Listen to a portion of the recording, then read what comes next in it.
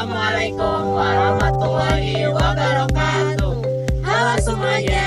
Kami dari kelompok 1 akan menampilkan video hasil tugas kami yang bertemakan instrumen pemerintah dalam kerangka ekonomi Islam. Let's get started.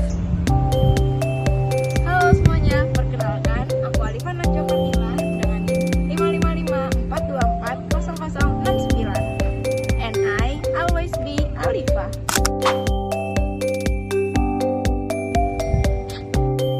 Halo semuanya, perkenalkan nama saya Kalina Famara Zara dengan NIM 55542400087. Saya sebagai Kalina.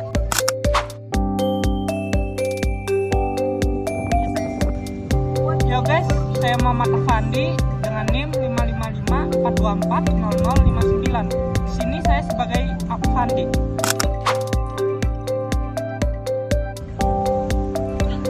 Halo semua, perkenalkan nama saya Dimas Priscilo dengan NIM 55542400056. Saya sebagai Dimas.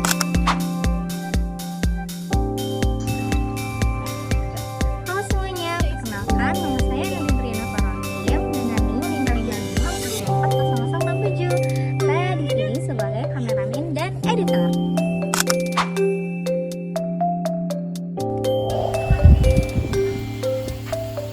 Kalina, aku lagi baca tentang kebijakan fiskal. Katanya penting ya untuk ekonomi negara. Tapi aku masih bingung, apa sih sebenarnya kebijakan fiskal itu? Kalian tahu? Nope. Kalian mau tahu gak? Yes! Oke, jadi sederhananya kebijakan fiskal itu adalah suatu cara pemerintah untuk mengatur pengeluaran dan juga pendapatan negara. Tujuannya biar ekonomi negara itu stabil dan juga dapat tersedia. Oh gitu. Berarti kayak mengatur pajak ya? Betul. Jadi pajak itu adalah salah satu aspek dari pendapatan negara. Tapi bukan cuma pajak, zakat juga salah satu aspek pendapatan negara dalam sistem ekonomi Islam. Oh gitu. Oke.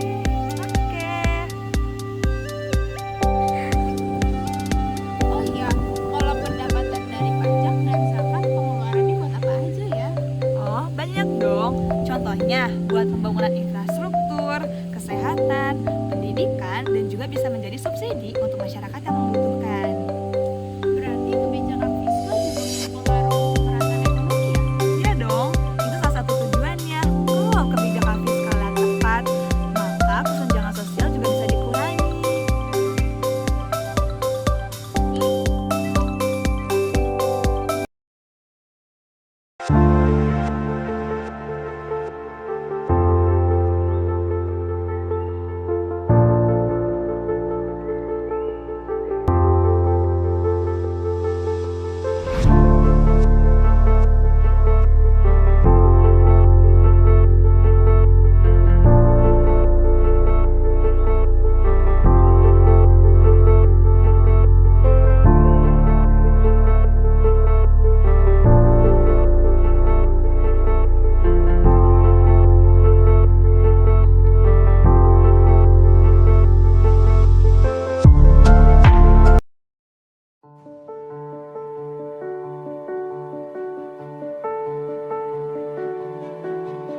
Bagi kami, menyalurkan bantuan bukan hanya sebuah kewajiban.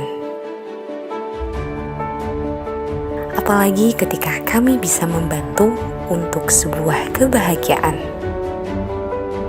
Adalah kewajiban bagi kami menjaga proses ini sesuai dengan tuntunan.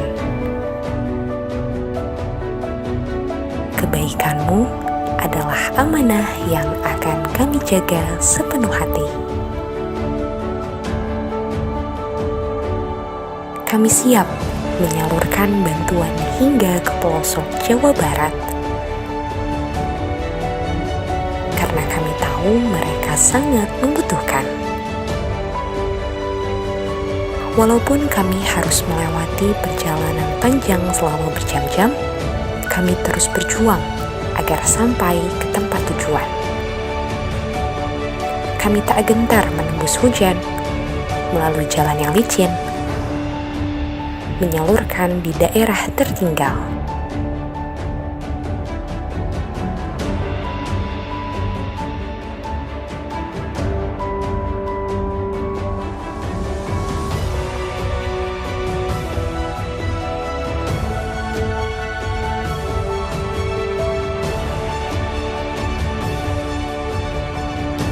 terima kasih atas bantuannya dari Basnas Provinsi Jawa Barat. Kami ucapkan juga kalau untuk bantuannya terima kasih banyak.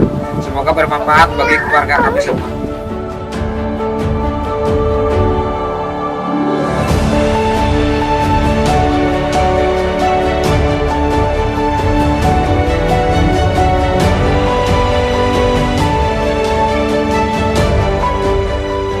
Terima kasih Basnas Jawa Barat.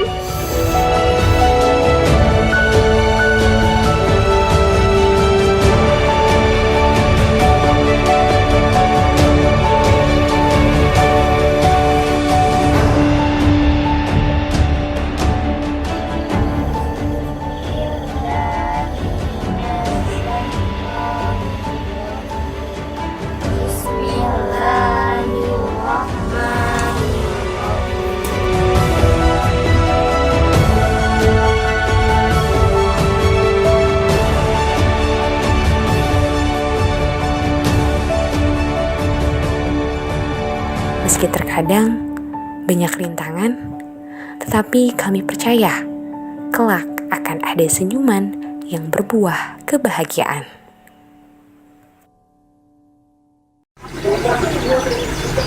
Jemput bola deteksi dini kanker. Kenalin, ini mobil hibiscus. Yang ini motor bunga indah anyelir.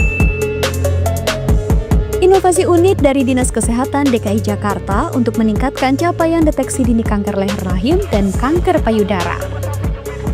Warga Jakarta, khususnya wanita usia subur, bisa ikut IVA test tanpa harus datang ke puskesmas. Seperti ini bagian dalam mobil hibiscus, dilengkapi dengan berbagai alat kesehatan penunjang pelayanan. Mulai dari kursi multifungsi untuk IVA test dan tindakan medis lainnya, tray set dan lampu kerja, sampai ada screen proyektor juga untuk promosi kesehatan.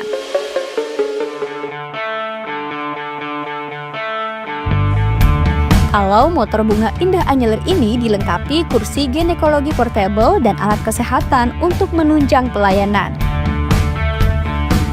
Jadi, petugas kesehatan akan datang ke rumah warga dan melakukan deteksi dini kanker menggunakan kursi ini. Berkat inovasi ini, Jakarta berhasil meningkatkan capaian IVA test dari 5,4% menjadi 16,56% di Kecamatan Senen. Menekan potensi biaya pengobatan kanker Rp20 juta hingga Rp40 juta per pasien dan berhasil mendeteksi prakanker sebanyak 139 wanita. Inovasi cek dan sadari ini direplikasi di 3 wilayah, yaitu Puskesmas Kecamatan Senen, Puskesmas Kecamatan Cilincing, dan Puskesmas Kecamatan Tambora. Layanan jemput bola tersedia hari Senin sampai Jumat dari jam 8 pagi sampai 12 siang. Yuk cegah kanker dari sekarang.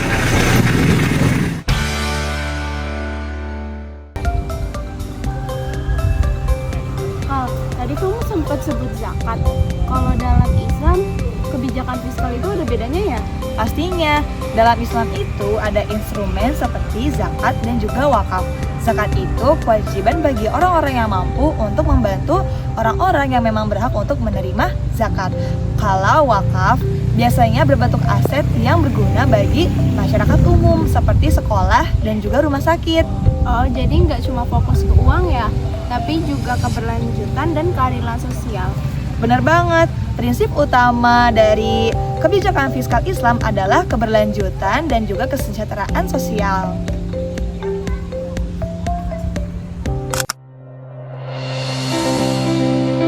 Ini adalah kisah kami tentang perjalanan haru di balik setiap paket-paket keberkahan Ramadan.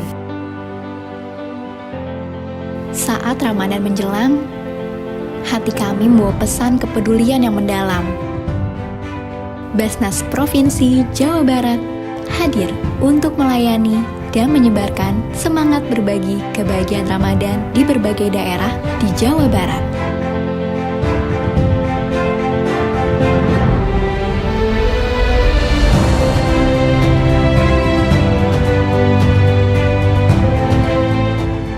Di balik perjalanan yang panjang, terdapat cerita penuh makna tentang pelayanan kami hingga ke pelosok Jawa Barat. Kami berangkat dengan penuh senyuman demi menjalankan tugas suci untuk mengantarkan paket kebahagiaan dari Muzaki. Paket Ramadan yang akan membawa keberkahan bagi para donatur dan kebahagiaan untuk para penerima manfaat. Rasa haru menyelinap di setiap sapaan, karena setiap sentuhan memiliki arti yang mendalam.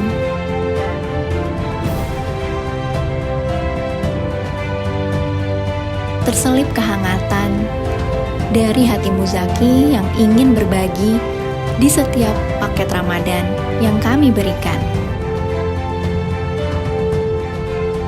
Perjalanan ini bukan sekedar pembagian bantuan, melainkan penanaman benih kebersamaan. Kami tidak hanya hadir untuk memberi, tetapi untuk membangun rasa cinta yang abadi. Bersama-sama, kami menemukan kekuatan dalam keberkahan. Sembako kangge nelayan Bojong Salawe katampi pisan ku nelayan di Bojong Salawe, atur nuhun.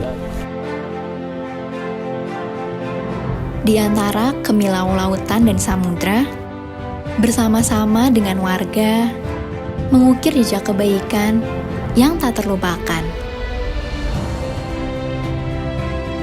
Basnas Provinsi Jawa Barat menyulam benang kasih di setiap sudut hati. Wah, seru banget ya ngobrol soal ini. Sekarang aku jadi ngerti kalau misalnya kebijakan fiskal itu penting untuk ekonomi dan kehidupan kita. Iya Alifa, intinya kalau kebijakan fiskal dilakukan dengan baik, semua orang bisa merasakan manfaatnya. Jadi kebijakan fiskal memang sangat penting untuk meningkatkan ekonomi yang stabil dan sejahtera. Dengan pendapatan pengelolaan dari pajak, zakat, dan wakaf, pemerintah dapat membantu pemerataan ekonomi. Bener banget Alifa, karena kebijakan fiskal ini berdasarkan dengan prinsip kesejahteraan bersama dan juga keadilan. Maka oleh karena itu, jika dilakukan dengan adil, tepat, maka kebijakan fiskal ini dapat bermanfaat untuk kita semua. Mari dukung kebijakan fiskal yang adil demi menciptakan ekonomi yang sejahtera untuk semua.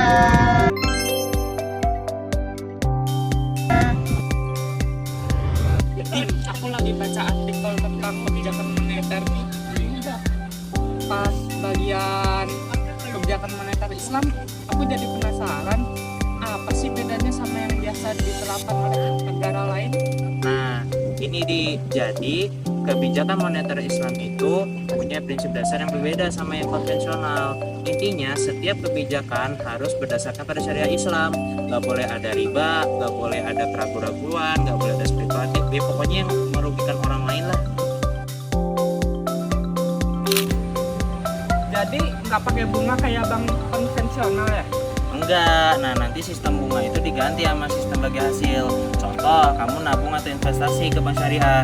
Nah itu nanti hasil keuntungannya dibagi sesuai kesepakatan. Menarik. Terus gimana sih kebijakan moneter Islam menjaga kestabilan ekonominya?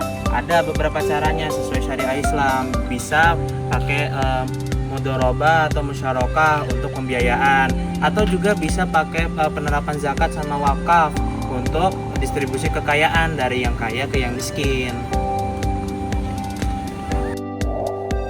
Berarti keadilan moneter Islam fokus ke keadilan ekonomi juga ya? Iya jadi sistem ini itu mendorong distribusi kekayaan yang adil. Misalkan ada wakaf produktif, itu bisa tuh dipakai buat pembangunan fasilitas publik. Jadi nggak cuma kaya doang yang bisa ngerasain, yang masyarakat ke bawah juga bisa. Ini Arman, yang tadinya sendirian, kelak akan berpasangan. Kebutuhan pun akan terus meningkat. Apalagi bila sang buah hati telah lahir. Arman sadar, masa depan keluarganya perlu perencanaan keuangan yang matang. Sebagai muslim yang taat, Arman memilih layanan perbankan berbasis syariah. Perbankan syariah menghindari maisir, gharar, zalim. Maisir atau qimar bermakna judi atau spekulasi. Gharar adalah ketidakjelasan terhadap transaksi jual beli. Zalim adalah mengambil hak orang lain secara tidak benar. Dalam menjalankan fungsi intermediari, bank menghimpun dana masyarakat dan menyalurkan kembali kepada masyarakat yang membutuhkan. Nasabah pendanaan meminjamkan dananya kepada bank. Bank meminjamkan dana tersebut kepada nasabah pinjaman. Bunga tabungan sudah ditetapkan di awal, sehingga sekalipun bank mengalami kerugian, tetap harus membayar bunga kepada nasabah. Demikian juga dengan nasabah pinjaman, wajib membayar bunga atau angsuran sekalipun sedang mengalami kerugian usaha. Nasabah pendanaan menitipkan dana ke bank melalui dua akad, wadiah atau titipan umum, atau mudharabah atau investasi. Bank memanfaatkan dana ini untuk melakukan pembiayaan bagi hasil, sewa, atau jual beli untuk nasabah pembiayaan. Besarnya disesuaikan dengan kondisi keuntungan usaha bank atau nasabah pembiayaan. Bagi hasil dari nasabah pembiayaan disesuaikan dengan kondisi usahanya. Tidak ada yang bersifat zalim. Nasabah yang memiliki kelebihan uang menabung. Uang tabungan ini digunakan bank untuk membiayai nasabah yang membutuhkan pembiayaan. Contohnya, Arman yang hendak meminta bantuan bank untuk membiayai pembelian rumahnya. Arman dan bank menjalin kesepakatan dalam bentuk pesanan barang dan janji beli. Bank membeli rumah yang diinginkan Arman dari pihak ketiga atau developer. Setelah itu, bank menjual rumah tersebut kepada Arman dengan keuntungan, di mana harga beli disampaikan bank dan harga jual serta jangka waktu angsuran disepakati antara bank dan Arman. Kemudian, Arman membayar angsuran kepada bank. Dengan begitu, bank mendapatkan keuntungan dan dibagikan kepada nasabah pendanaan sesuai nisbah yang disepakati di awal. Regulator yang mengawasi bank syariah. Sistem perbankan syariah memungkinkan nasabah mendapat pelayanan perbankan yang sesuai dengan tuntutan syariah. Tapi apa kebijakan moneter Islam juga mengatur hal seperti inflasi atau kestabilan uang? Ada, salah satunya dengan cara mendorong penggunaan aset real seperti emas atau perak. Nah, dengan cara ini itu bisa menekankan kelebihan pencetakan uang atau juga kurangnya peredaran, sehingga bisa mencegah dari inflasi atau deflasi. Oh, aku jadi paham sekarang. Jadi kebijakan moneter Islam bukan mengatur hal keuangan saja, tapi juga kestabilan dan perputaran ekonomi juga. Yes, betul. Prinsipnya itu gampang. Ekonomi yang berbasis nilai dan juga manfaat bagi semua orang tanpa ada satupun yang dirugikan. Oh, gitu ya, Dim. Ya, betul. Kebijakan moneter Islam menawarkan solusi yang unik dan berkeadilan. Dengan prinsip syariah, prinsip ini menggantikan bunga dengan bagi hasil serta memanfaatkan zakat dan wakaf untuk pemerataan ekonomi. Benar, di sistem ini mendorong kestabilan seperti dengan menggunakan aset real yaitu seperti emas ataupun perak. Dengan ini akan menjaga ekonomi yang lebih stabil, sehat, dan juga lebih berkelanjutan. Intinya, kebijakan moneter Islam itu dirancang untuk menciptakan kesejahteraan untuk bersama, keadilan untuk bersama juga, dan juga mengurangi kesenjangan di antara yang kaya dan juga miskin. Kebijakan moneter Islam, solusi ekonomi